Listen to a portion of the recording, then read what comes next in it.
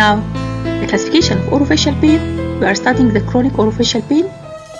We have discussed the 4 musculoskeletal diseases, temporomandibular disorder, and the myofascial pain dysfunction syndrome, and we said how to differentiate between both of them. We discussed also Eagle syndrome and Costin syndrome. Now, we move to the neurologic diseases. We have 3 neuralgia: the trigeminal, the glossopharyngeal, and the post-herpetic, and RMC-Ham syndrome. Trigeminal neuralgia.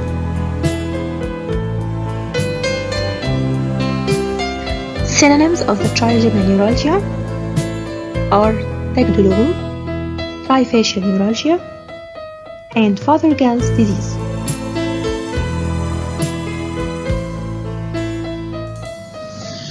What's trigeminal neuralgia? This disease is also called suicidal disease because about 3% of patients suffering this disease commit suicide. It's usually a unilateral, severe, sudden, stabbing, shooting pain. It's described like an electric shock pain. It occurs in distribution of one or more of the branches of the trigeminal nerve. The etiology of trigeminal neuralgia is divided into primary trigeminal neuralgia and secondary trigeminal neuralgia.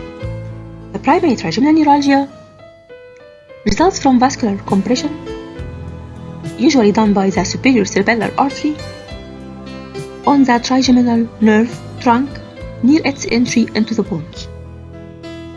While secondary trigeminal neuralgia, usually caused by tumors at the cerebellopontine angle, the angle between the cerebellum and the bones, or maybe due to multiple sclerosis, or facial fractures, or orthognathic surgery, and sometimes it's related to extraction of impacted teeth.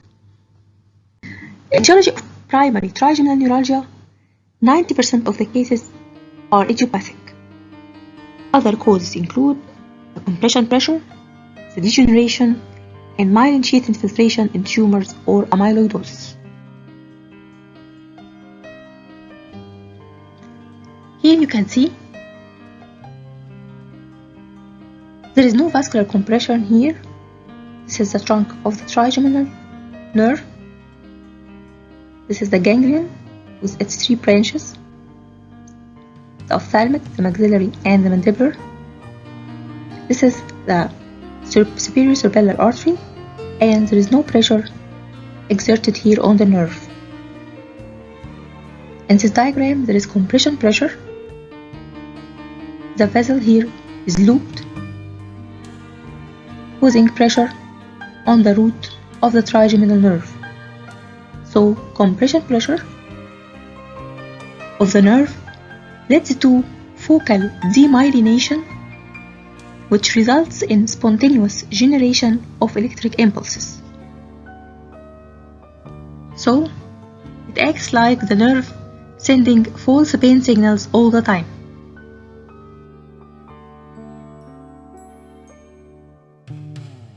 Here you can see also this is the superior cerebellar artery, and this is a point of compression on the nerve trunk. This is normal, but here there is a compression.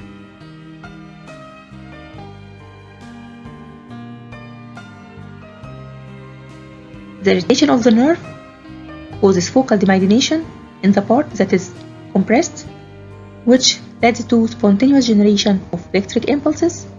This causes hyperactivity of the nucleus and results in pain.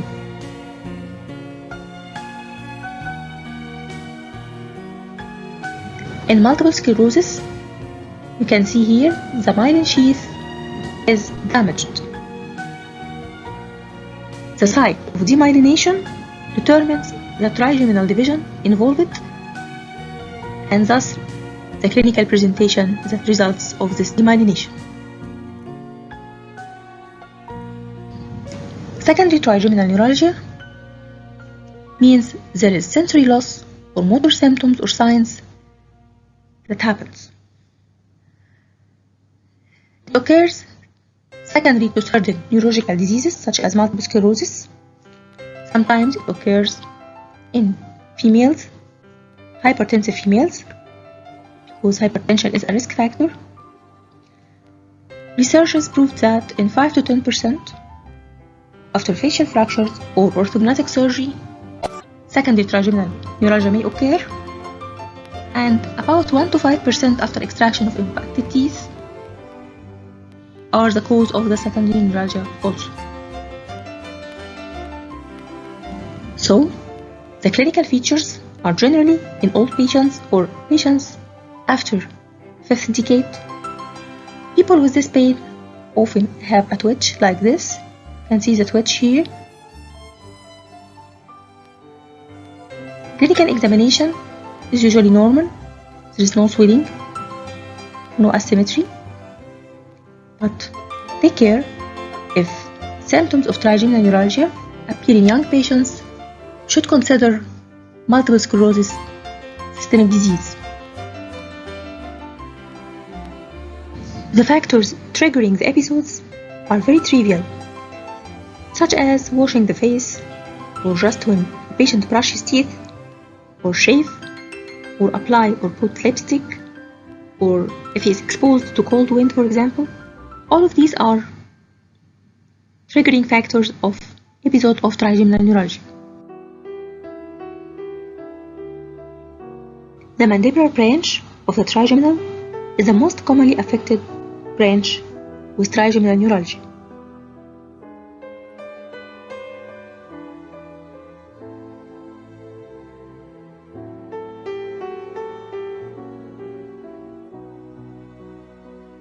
The first episode is usually mild and brief, just few seconds. It may be minutes or hours or even weeks before the next attack.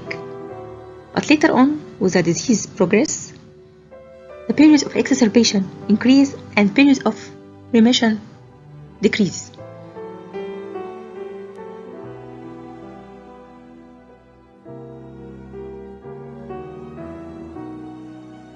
The diagnosis depends on the history and the careful clinical examination to exclude any pathology, including dental causes. MRI is performed if there is suspicion of underlying pathology inside the intracranial fossa. So what are the treatment modalities of trigeminal neuralgia? We have two approaches: the pharmacological treatment and the surgical treatment.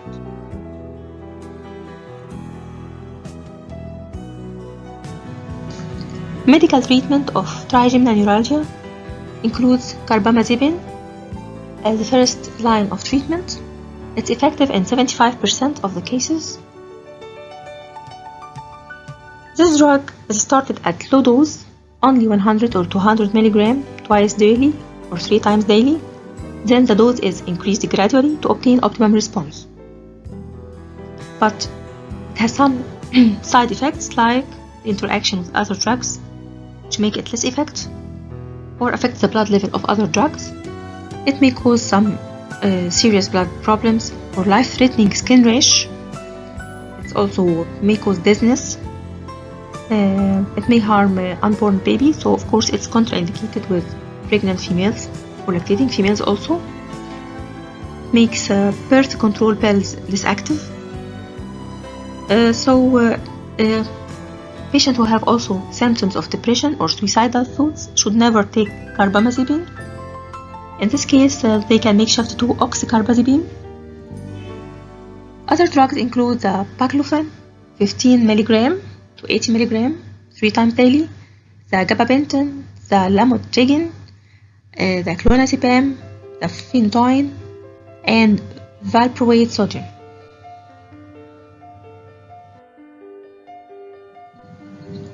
Surgical treatment is indicated if patients are resistant to the medical treatment for 4 weeks at maximum tolerated dose, and their physical status allow them to withstand the neurosurgery. In this case, surgical treatment is recommended. It has 3 groups. The first group acts peripherally on the affected nerves. We call them peripheral procedures. such as alcohol injection, cryosurgery, and nerve avulsion. The second level is done centrally at the trigeminal ganglion level. It's called percutaneous ganglion procedures or rhizotomy. Includes radiofrequent thermocoagulation, glycerol injection, balloon compression, and gamma knife radiosurgery. The third level includes the posterior fossa exploration, called Janetta procedures, where microvascular decompression is done when there is a vascular compression on the trigeminal root, and trigeminal root resection sometimes is done also. Peripheral procedures can be done here, like nerve avulsion, alcohol injection, or cryosurgery. Nerve avulsion can be done here for the infraorbital nerve, if it is the nerve involved in the trigeminal neuralgia. Other procedures can be done here, called percutaneous rhizotomy. This may include gamma knife radiosurgery, glycerol injection, or balloon decompression. Injection of destructive substance into peripheral branches of the trigeminal nerve reduces anesthesia in the trigger zones, such as injection of long-acting anesthetic agents as bupivacaine with or without corticosteroids. It's injected at the most proximal possible nerve site. 95% absolute alcohol was injected, about half to 2 million. It was used to block the peripheral branches of the trigeminal nerve. The aim is to destroy the nerve fibers. It produces total numbness in the region of distribution of the nerve that was anesthetized. But complications of alcohol injection include necrosis of the adjacent tissue, fibrosis, and alcohol-induced neuritis.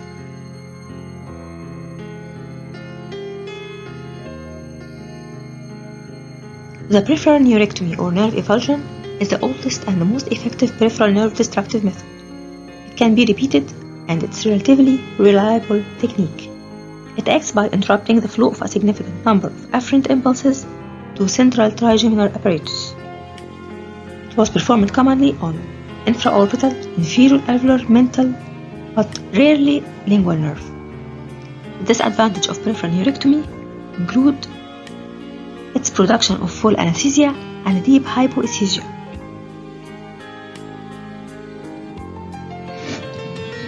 Example of peripheral neurectomy is the infraorbital nerve neurectomy. The conventional approach is done as follows. A U-shaped calderon-like incision is made in the upper buccal vestibule in the canine fossa region. Then, the mucopurulosal flap is reflected superiorly to locate the foramen. After exposure of the nerve, all the peripheral branches are held with hemostat and evulsed from the skin surface intraorally. Then the entire trunk is separated from the skin surface and is held with hemostat at the exit point from the foramen. Then it's removed by winding it around the hemostat and pulling it out from the foramen. A plug of polyethylene may be inserted. The percutaneous rhizotomy. It's done on the Gazerian ganglion, which involves either mechanically or chemically damaging parts of the trigeminal nerve. Percutaneous glycerol rhizotomy. Glycerol is a neurolytic alcohol which can be used to chemically destroy the nerve root. Advantages: it's a simple technique with lower incidence of anesthesia dolorosa. Complications: post-operative headache, nausea and vomiting, meningitis, post-operative herpes simplex, reoralis.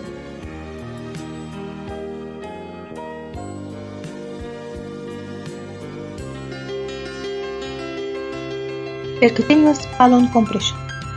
This is a mechanical means of destruction of the trigeminal nerve. Technique is done using a catheter introduced with a fluoroscopic guidance. Then, a 0.7 mm balloon is inflated for 1 to 2 minutes.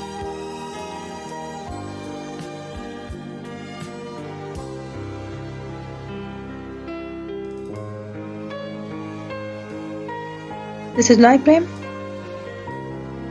showing the advancing of the catheter, and this is a cannula.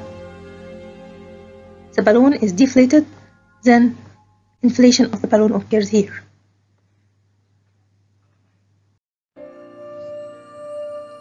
The microvascular decompression of the trigeminal sensory root. This procedure was popularized by Janetta in 1976. It's the most commonly performed intracranial open procedure. The root is examined under the microscope.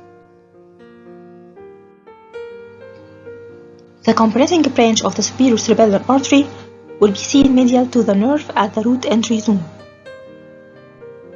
Incision is made at the mastoid area.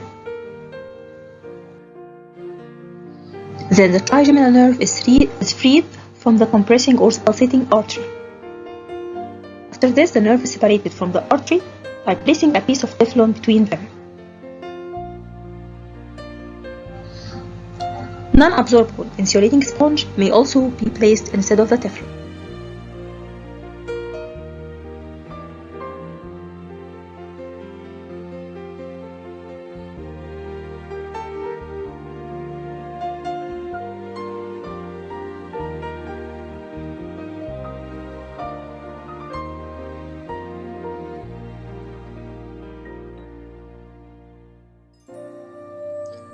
Gamma knife radiosurgery. This surgery is done using a complex machine that uses cobalt-60 as the energy source in the radiosurgery.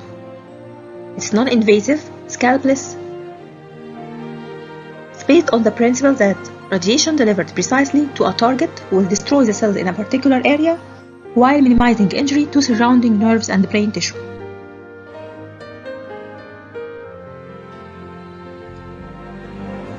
In the gamma knife radiosurgery, the patient is fitted with a collimator helmet with the help of screws. The helmet has small round holes that aim the ionizing radiation, so that the narrow beams of gamma rays are all aimed at a single tiny targeted lesion. The tissue thus receives a very strong dose of radiation without harming anything along the way.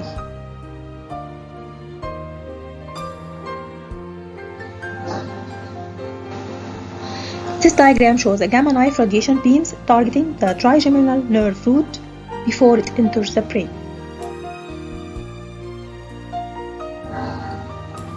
Duration of the treatment. The procedure is usually performed under local anesthesia with mild sedation. It takes just 15 to 40 minutes, depending on the size of the area needing treatment. The beams can be refocused and the procedure repeated until the entire diseased area is treated. If there are multiple tumors, or if the tumor spreads to another area, radiosurgery can be repeated again and again. Benefits of gamma knife. The main advantage of gamma knife treatment is it is non-invasive, painless, and bloodless. Patients do not feel pain during the procedure, which is performed with local anesthesia and mild sedation. No incision is made in the scalp or skull. Complications such as infection, hemorrhage, or spinal fluid leakage do not occur. Lower treatment costs compared to complex surgical procedure. Patients are discharged on the day of treatment and are usually able to return to their normal activities within 24 hours.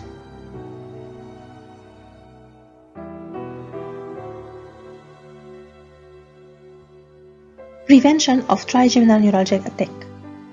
While the condition itself can be prevented, patients can avoid triggering attacks by washing with cotton pads and warm water over the face, rinsing the mouth with water after eating if toothbrushing triggers pain, eating and drinking food and beverages at room temperature, chewing on the unaffected side, and eating soft food if eating is becoming a problem. Trigeminal neuralgia is an irritation of the trigeminal nerve which provides sensation to the face. This condition typically affects one side of the face and can occur anywhere from the jaw to the forehead to the area around the eye. It typically begins with brief but very intense shocking sensations which can be triggered by pretty innocuous activities, things such as brushing one's teeth, chewing, talking, or even a draft of cold air that strikes the face. Trigeminal neuralgia can be completely debilitating. We see patients who can no longer work, who can no longer perform normal activities, things such as chewing, swallowing, shaving, or washing their face. Trigeminal neuralgia can be associated with a few diseases such as multiple sclerosis, but in most cases it is idiopathic. This means it simply develops without known cause. It's possible, though not proven, that genetics may play a role in the origin of trigeminal neuralgia. During the early stages, trigeminal neuralgia can be managed with medications, but as time goes on, the medications can lose their effectiveness. At Mayfield, we treat patients whose trigeminal pain is no longer controlled by medications in one of three ways. The first treatment is called a microvascular decompression, or MVD. An MVD is a form of open surgery in which a craniotomy or opening is cut into the skull. This exposes the trigeminal nerve where it leaves the brainstem. During this procedure, we look for a blood vessel that may be compressing or sitting against the nerve and causing pain. We then separate the blood vessel from the nerve and insert a cushion. This procedure is performed in the hospital.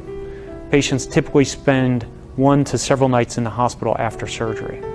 The second treatment is called percutaneous stereotactic radiofrequency rhizotomy, or PSR. This is a more minimally invasive treatment, and it's performed at our Mayfield Outpatient Surgery Center. During this procedure, I place an electrode through the skin of the cheek and into the nerve where it exits the skull. Our goal is to cause some controlled damage to the portion of the nerve that is involved in the distribution of pain. Patients who undergo a PSR go home the same day. The third treatment involves radiation. The goal of radiation treatment is also to cause some controlled damage to the trigeminal nerve root in order to interrupt pain signals from reaching the brain. Stereotactic radiosurgery is a non-invasive outpatient procedure that uses highly focused radiation beams to destroy some of the trigeminal nerve fibers that produce pain. Radiosurgery is delivered by systems such as the Lexell Gamma Knife or linear accelerator systems such as the BrainLab Novalis. A stereotactic head frame or face mask is attached to the patient's head to precisely target the nerve and to hold the head still during treatment. Highly focused beams of radiation are delivered to the trigeminal nerve root over a period of about an hour. With this procedure, pain relief may not occur immediately, but rather gradually over time. A majority of patients will eventually experience improvement of their pain, although some may continue to require pain medication. Glossopharyngeal neuralgia. Clinical features. Glossopharyngeal neuralgia is similar to trigeminal neuralgia, but signs and symptoms are less common and less severe pain. It affects tonsils, tongue base, ear, and intra-articular area. Patient often points just to behind the mandible angle. It's triggered by yawning and swallowing. The application of a topical anesthetic to the pharyngeal mucosa eliminates glossopharyngeal nerve pain.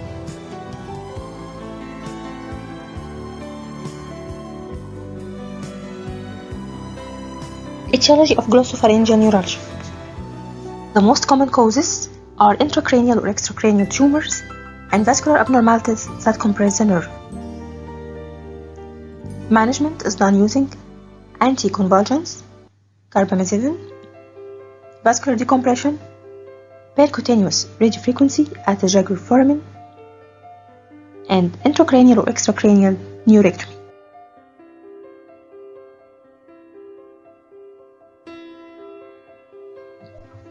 Postherpetic neuralgia. Postherpetic neuralgia. The nerve pain is due to damage caused by varicella zoster virus. Typically, the postherpetic neuralgia is confined to a dermatomic area of the skin and follows an outbreak of herpes zoster in the same area. The neuralgia typically begins when the herpes zoster vesicles have crusted over and begun to heal, but it can begin in the absence of herpes zoster. Postherpetic neuralgia occurs in up to 3 of 10 patients affected with herpes zoster. Pain is typically aching, burning, or shock-like. Potential sequelae of infection with herpes zoster is postherpetic neuralgia. Pain persists longer than 1 month, and after healing vesicle is classified as postherpetic neuralgia. Antiviral and corticosteroids after the presentation of rash reduce the incidence of postherpetic neuralgia. Local anesthesia injected to the painful site also reduce the symptoms of pain.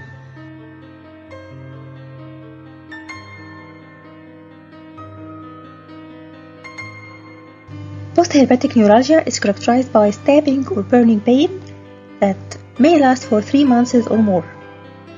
There are rashes on the chest, forehead, stomach, or any parts of the body. Blisters are formed and will eventually heal, but pain lingers. These patients are characterized by tactile allodynia and hyperalgesia because they are sensitive to touch. They are also sensitive to temperature changes. Feeling of numbness may occur if the nerves involved control the movement of the individual. Itchiness and headaches may occur as symptoms.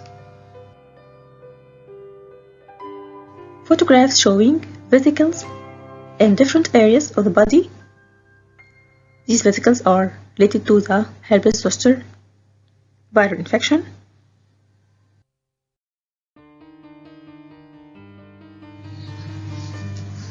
Treatment is done with lidocaine patch 5%, carbamazepine, phenytoin, and tricyclic antidepressants. To reduce pain, some measures can be described to the patient, like wearing comfortable clothing, covering sensitive areas, and using cold packs. General advice to postherpetic neuralgia.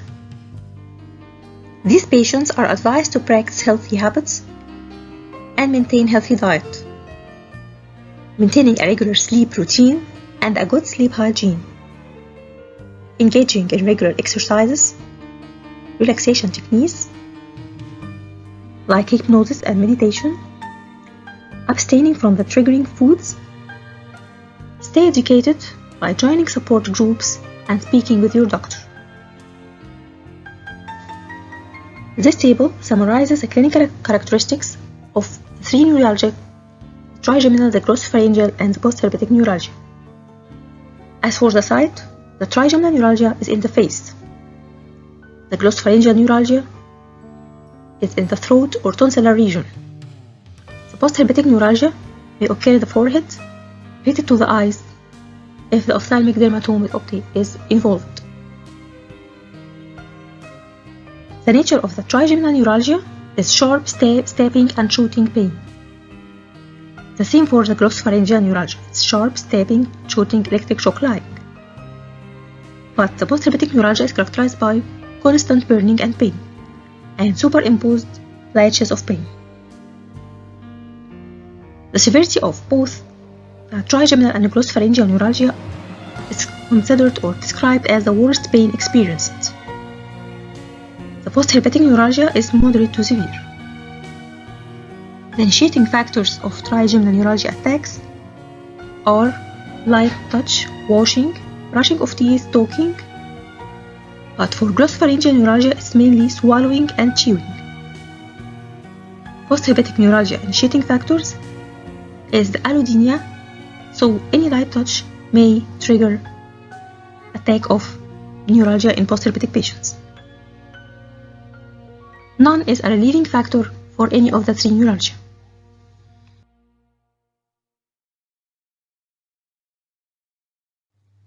Ramsay-Hunt syndrome. This syndrome is a special form of herpes zoster, affecting the facial nerve.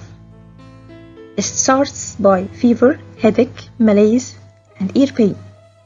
Appears as crops of vesicles on the tragus of the ear, on the external erythromeatus and tympanic membrane. It's called, in this case, herpetic oticus. Deafness and tinnitus and vertigo occurs on the affected side. The 2 main signs of Ramsay-Hunt syndrome are the painful red rashes with fluid-filled blisters on, in, and around one ear.